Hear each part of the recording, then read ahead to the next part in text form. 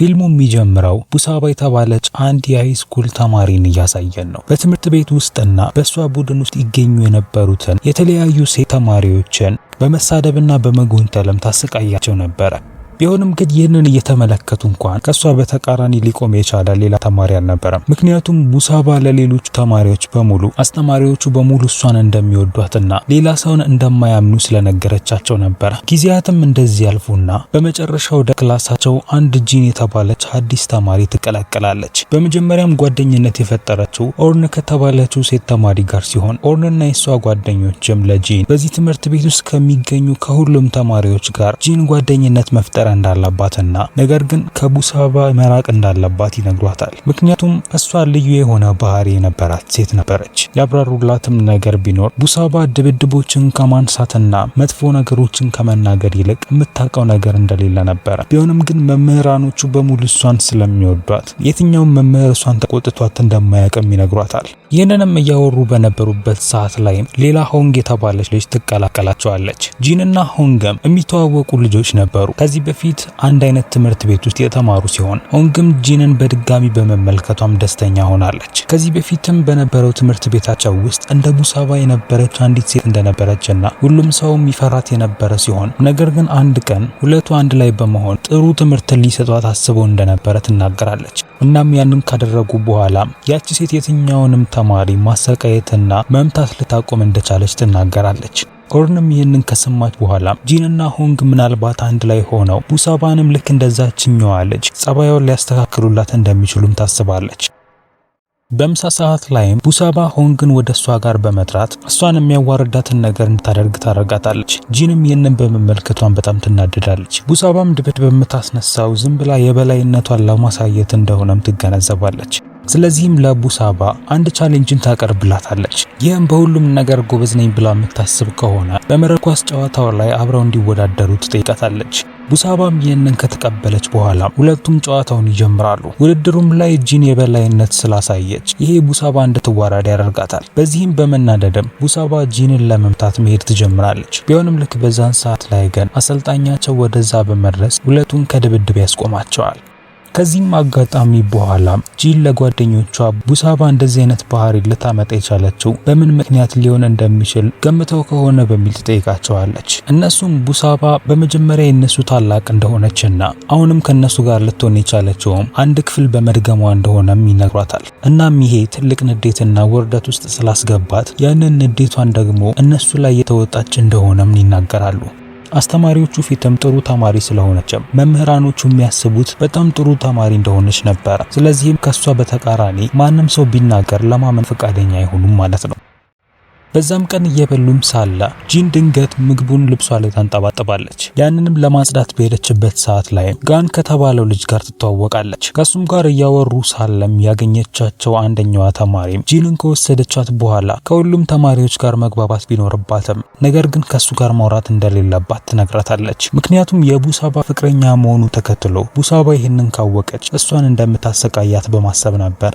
ይሁን እንጂ ከቀናት በኋላ ግን ገንም በሷ ተስቦ ስለነበረም ከሷ ጋር በስልክ ማውራት ይጀምራል። በዚህም ቅርብ ጓደኛምነትን መፍጠር ይጀምራሉ። በዚህ መልኩም ሁሉም ነገር የተረጋጋ ይመስላል። ነገር ግን በመጨረሻ ቡሳባ ወደ ጂን ጋር በመምጣት መፋለማቸውን እንዲያቆሙና እኔም ስላንቺ ከዚህ በኋላ አያገባኝም አንቺም ስለኔ አያገባሽም በሚል እንዲታረቁ ታደርጋለች። ጂንም በዚህ ሐሳብ ተስማምታለች። ስለዚህም ቡሳባ ህፃናት ተማሪዎችን ወደምታስተምርበት አካዳሚ እንድትመጣ ተጋብዛታለች። ጂንም እንዲያግዛት ከፈለገች ገንን ከሷ ጋር አብራ ብትወስደው ጥሩ እንደሆነ ትነግራታለች። ቢሆንም ቡሳባ ግን ይህንን አልተቀበለችም። እንደ ምክንያትም ያቀረበችው ገን ሌላ ሴትን ማዋራት መጀመሩን ተከትሎ በሷ መጠመዱን በመናገር ነበረ። ጂንም ይህን ከሰማች በኋላም የጥፋተኝነት ስሜት ይሰማታል። ምክንያቱም ገን ብዙ ጊዜውን ከሷ ጋር በማውራት ነበር የሚያሳልፈው። ስለዚህም ከቡሳባ ጋር ወደ ተባለው ቦታ ለማምራት ትወስናለች። ቢሆንም ሲገለጥ ግን ቡሳባ እዚህ ድረስ ያመጣቻት እሷን ለማዋረድ ነበረ። ጂንንም ወደ አካዳሚው ካመጣቻት በኋላ እዛ በሚገኙት ጓደኞቿ በሙሉ እንዲሳቅባት ታደርጋታለች።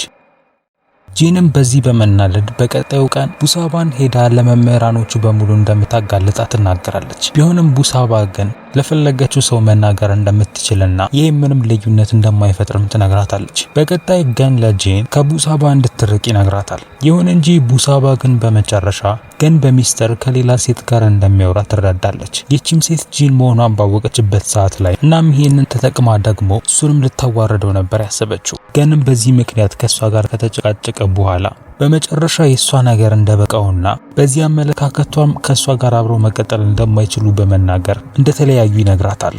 በዚህም የተናደደችው ቡሳባ ግን እሱን በመውጋት ከባድ ጉዳት ታደርስበታለች።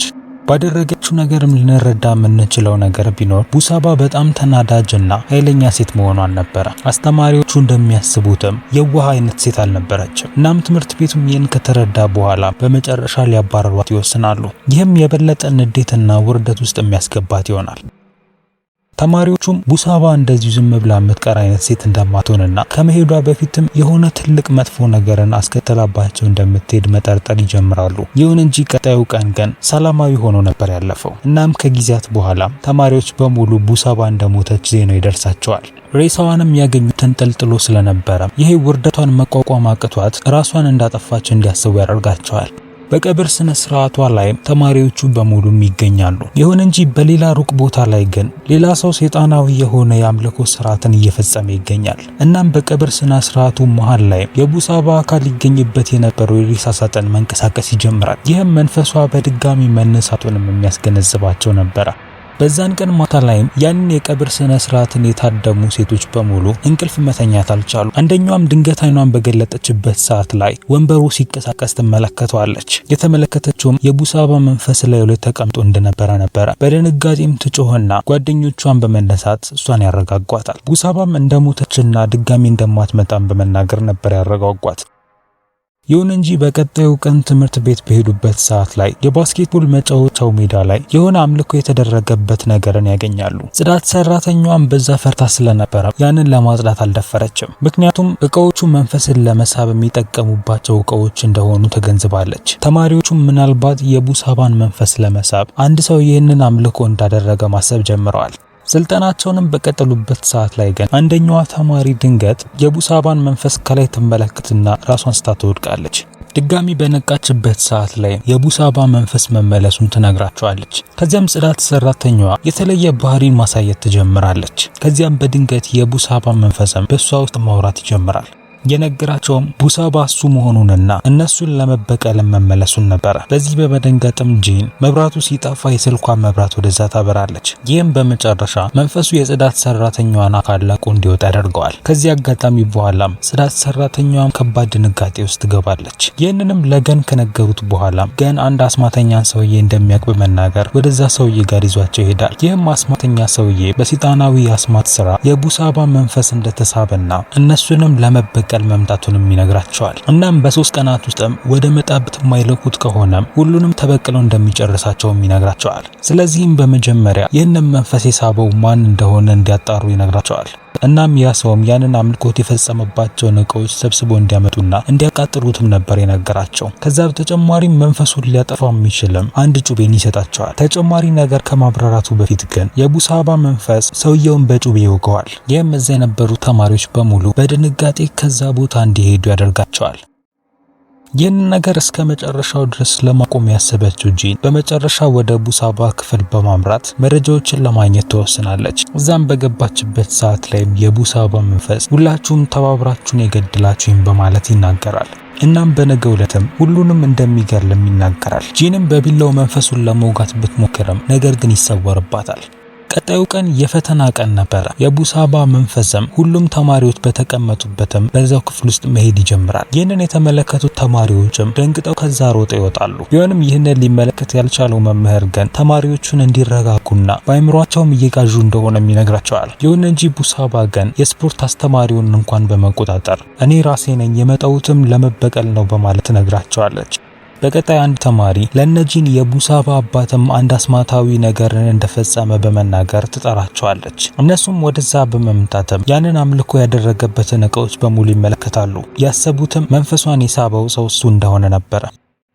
ቢሆንም ግን እነዛን እቃዎች በሙሉ ሰብስበው ከማጥፋታቸው በፊት ግን የቡሳባ አባትም ይህንን ሰምቶ ወደ ታች በሚወርድበት ሰዓት ላይ ይወድቅና በደረሰበት አደጋ ምክንያት ይሞታል። እነዛንም እቃዎች ከሰበሰቡ በኋላ ወደዛ አስማተኛ ሰውዬ ደግሞ ያመጡታል። እሱም ሁሉንም ነገር እንዲያቃጥሉትና በዚህ መልኩም የቡሳባ መንፈስ እንደሚወገድ ነበር የነገራቸው። እነሱም ልክ እንደተባሉት ያደርጋሉ። እናም ከዚህ በኋላም የቡሳባ መንፈስ የሚባል ነገር እንደሌለም ነበር ያሰቡት። ይሁን እንጂ ጂን ወደ ቤቷ በምትመለስበት ሰዓት ላይ አንድ ሰውዬ ከዚህ በፊት ያቃጠሉትን አይነት እቃ እየሰራ ሲሸጥ ትመለከታለች። የዚህንም እቃ ምንነት በጠየቀችው ሰዓት ላይ እነዚህ እቃዎች መንፈስን ለመጥራት የሚጠቅሙ አይነት እቃዎች እንዳልሆኑና ይልቁኑ የተጠራ መንፈስንና የተለያዩ እርግማኖችን ለመስበር የሚጠቀሙበት እቃ እንደሆነ ይነግራታል። በሚያስደነግጣት መልኩም ጂን የቡሳባ አባት ያንን እርግማን ለማስቆም እየሞከረ እንደነበረ ትገነዘባለች። ይህም ማለት የቡሳባ መንፈስ በሌላ ሰው ነው የተሳበው ማለት ነው። ስለዚህም አስፈሪው ነገር አሁንም አልቆመም ማለት ነው።